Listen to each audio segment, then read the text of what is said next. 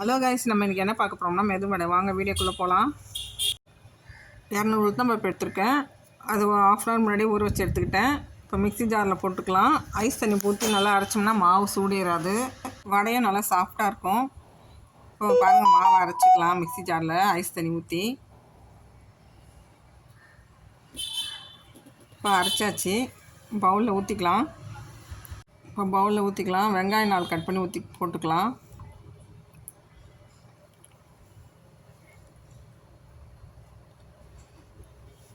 பெரிய வெங்காயமாக இருந்தால் 3 போட்டுக்கோங்க, சின்ன வெங்காயமாக இருந்தால் 4 போட்டுக்கோங்க. இப்போ கொத்தமல்லியே கட் பண்ணி போட்டுக்கிட்டேன். பச்சை மிளகா குட்டி குட்டியாக கட் பண்ணி 2 மிளகா போட்டுக்கிட்டேன். தேவையான சால்ட்டு போட்டுக்கலாம். நல்லா மாவு மிக்ஸ் பண்ணிக்கலாம். நல்லா அடித்து பிசைஞ்சிக்கோங்க, இல்லைன்னா உப்பு அங்கங்கே நிற்கும். இப்போ நல்லா கலந்து வச்சாச்சு மாவை. இப்போ இந்த அளவுக்கு பிசைஞ்சு வச்சாச்சு. இப்போ ஸ்டவ் பற்ற வச்சு கடாய் போட்டுக்கலாம். கடாயில் எண்ணெய் ஊற்றிக்கலாம். எண்ணெய் நல்லா காயிட்டும்.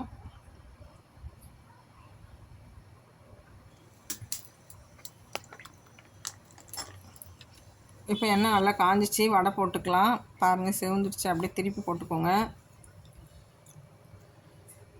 நல்லா குண்டு குண்டாக வருது பாருங்கள், இவ்வளோ சூப்பராக. அப்படியே திருப்பி விட்டுக்கோங்க. இப்போ செவந்துடுச்சு, எடுத்துக்கலாம். நல்லா சூப்பராக இருந்தது, நல்லா சாஃப்டாக இருந்துச்சுங்க. நம்ம கிரைண்டர் கழுவுனா, அதனால் மிக்ஸிலே போட்டுக்கலாம். நல்லா சாஃப்டாக இருந்துச்சு வடை. இது உடச்சல் சட்னி தான் சூப்பராக இருக்கும். பாருங்கள், எல்லா வடையும் சுட்டு எடுத்தாச்சு. மீதி உள்ள மாவும் நீங்களே ட்ரை பண்ணி பாருங்கள். இந்த வீடியோ பிடிச்சிருந்தால் லைக் பண்ணுங்கள், சப்ஸ்கிரைப் பண்ணுங்கள், கமெண்ட் பண்ணுங்கள்.